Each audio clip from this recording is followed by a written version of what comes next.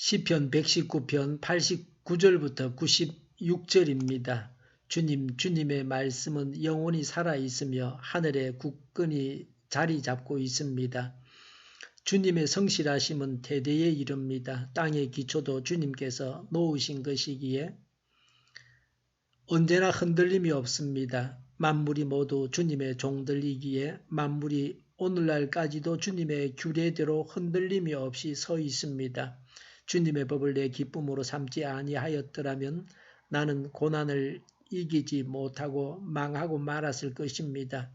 주님께서 주님의 법도로 나를 살려주셨으니 나는 영원토록 그 법도를 잊지 않겠습니다.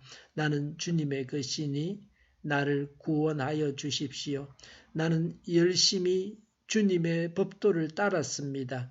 악인들은 내가 망하기를 간절히 바라지만 나는 주님의 교훈만을 깊이 명심하겠습니다. 아무리 완전한 것이라도 모두 한계가 있다는 것을 알았습니다.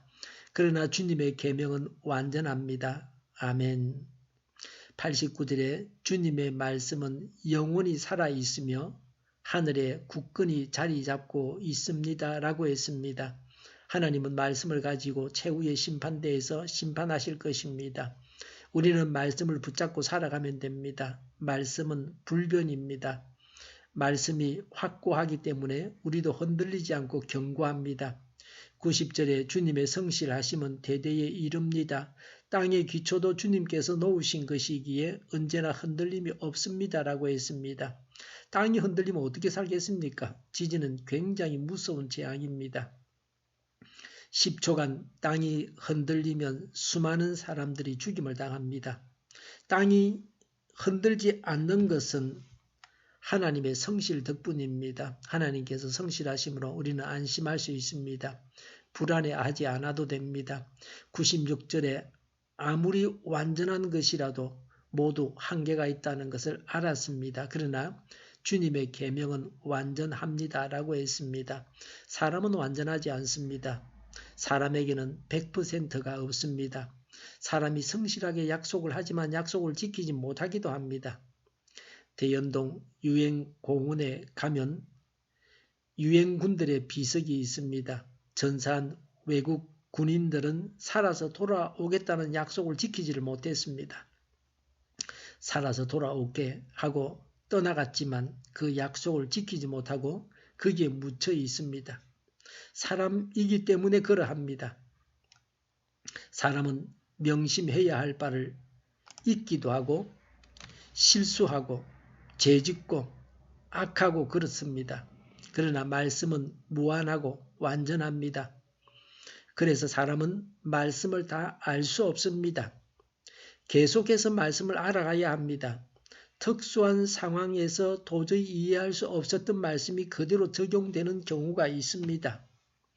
하나님께서 완전하시듯이 말씀도 완전합니다. 그래서 어떤 종교보다 기독교가 우수합니다.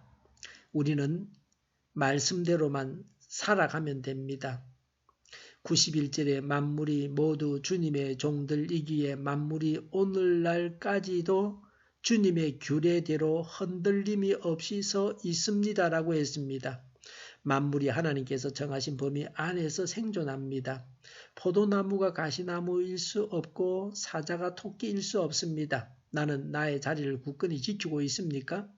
92절에 주님의 법을 내 기쁨으로 삼지 아니하였더라면 나는 고난을 이기지 못하고 망하고 말았을 것입니다. 라고 했습니다. 하나님 말씀을 기쁨으로 삼아야 합니다. 말씀을 의무로만 짐으로만 생각지 말아야 합니다.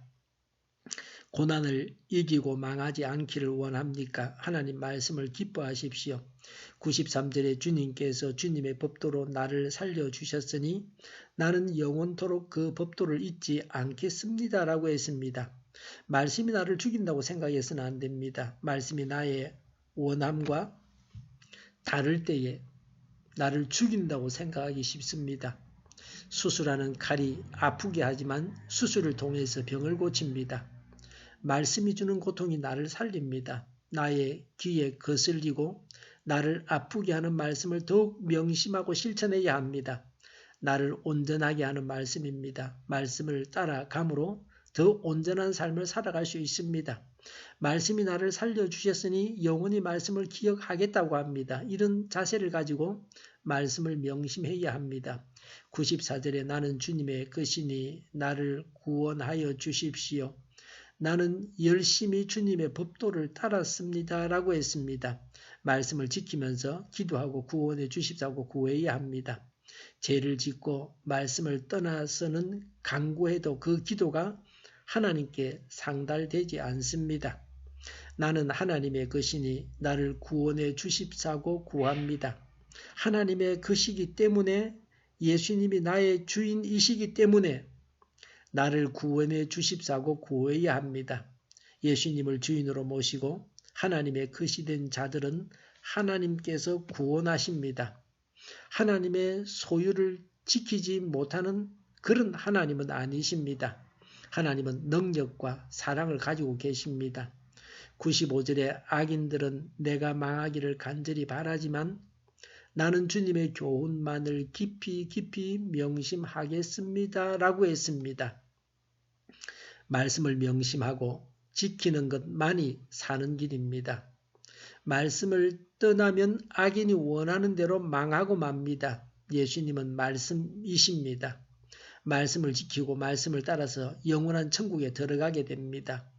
천국 가는 또 다른 길은 없습니다. 다른 하나님이나 다른 말씀은 없습니다. 다른 말씀을 주장하는 자들이 이단입니다. 다른 하나님을 말하는 자들이 이단이거나 타 종교인입니다. 지금도 우리는 말씀을 명심하고 있습니까? 말씀을 명심하고 따라야 합니다. 그러면 고난을 이기고 하나님의 구원을 받을 것입니다. 기도하겠습니다.